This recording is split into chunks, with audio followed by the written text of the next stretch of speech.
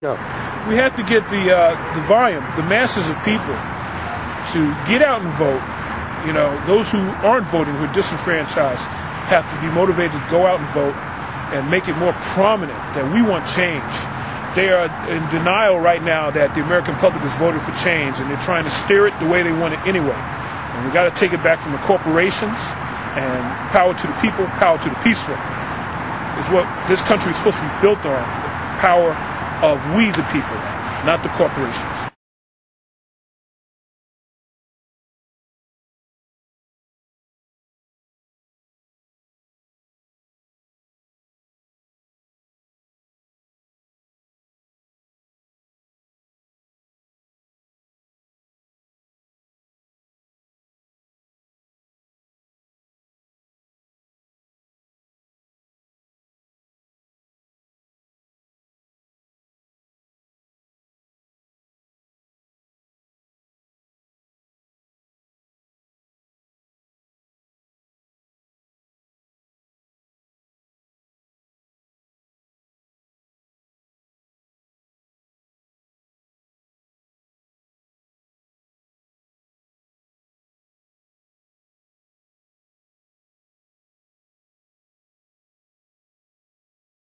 Well, I'm Ahmad Ali, local, I guess you could say activist.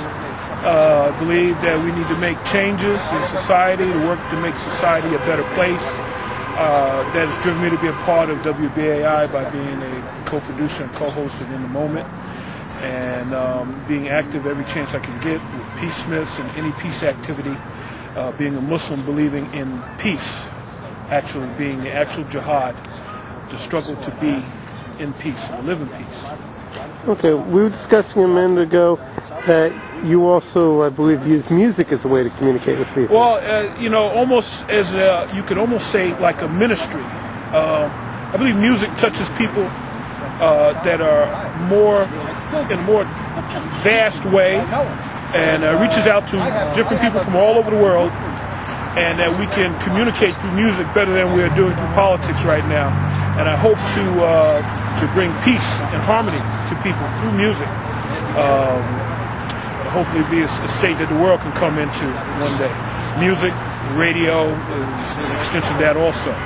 Okay, you want to talk to me about the event we're at today? The event we're at today is a different response. We're right here on Veterans Memorial Highway by the War Veterans Memorial.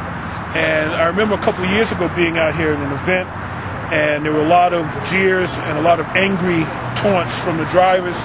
And I haven't heard a negative response today at all, so it's going to show us that now here in 2007, we have the wave of things have changed, and people haven't accepted the Kool-Aid the president has been pouring on everybody. And people want world peace, and they want to get their children, our children, out of Iraq and back home, and take care of business at home and set up democracy here at home before we worry about saving the rest of the world. Okay. And you said you haven't heard any negative responses. Have you heard any positive responses? All the toots from the drivers and the thumbs up and the peace signs, that's all I've seen today. Where last time it was very different, and I feel very comfortable and at peace with being here. Last time I was actually a little fearful. You never know who might follow you home, you know. But today it's good, and I hope this type of peace and positive environment can embrace the United States and the whole world, actually. Okay, and what's your reasons for opposing this war? My reasons for, I oppose all war, not just this war, all war. We were lied to going into this war. That's been exposed. The American public just seems to accept whatever the government tells us. You know, they don't care how much we march and protest out here. This is one expression. We need to come up with other strategies to effectuate change, economic and political strategies that can effectuate real change. Back in the conflict that the United States had where they invaded Grenada, there was a protest on Washington, and James Brady was quoted when somebody pointed out to him, look at all the people marching. He says, I don't care if they march, just as long as they pay their taxes. But being out here and elevating the consciousness of the people, hopefully we can start to unite and make change and not allow this to just be the best democracy that money can buy. Okay. Now, you mentioned that you're against all war. Why is that? we're the most intellectual beings on the planet. Why is war how we have to solve things? I mean, there are all kinds of strategy. They don't. Let me be real direct. They don't want black people to take the idea of war and violence to get justice and reparations. But it's okay for the colonialists, or for the American or the Western way, to go over into other parts of the world and commit violence against people. Explain that to me. And even when we have a great leader come out who is nonviolent, who is preaching nonviolence and social justice, he is killed with violence. So I'm against all violence if possible. You know, nobody wants violence done to them or unto others. Do unto others as you would have them do unto you. Okay, with this Iraq conflict, where do you think we should go next? I think we should get out of there, plain and simple. And it's not a matter of cut and running. Nothing has gotten better since we've been there. It's only gotten worse. There were no terrorists there before we got there. We were the only terrorists there. Saddam Hussein, as bad as he was our little puppet boy, and when he decided to bite the hand that fed him, we decided we had to take him out. We were over there, Schwarzkopf or Rumsfeld presented him with a jeweled sword or a gun or something like that, and I don't remember all the facts exactly, but you know, he was our boy, and as long as he was our boy, he was good.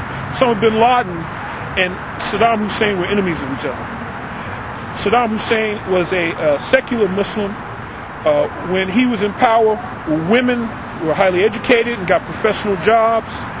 Now we come under something else that has arisen there, and these other Muslim groups that have women back in the veils in Iraq. I can't quote all of it right now. I wasn't prepared for this. But the fact that they've gone backwards as far as being progressive.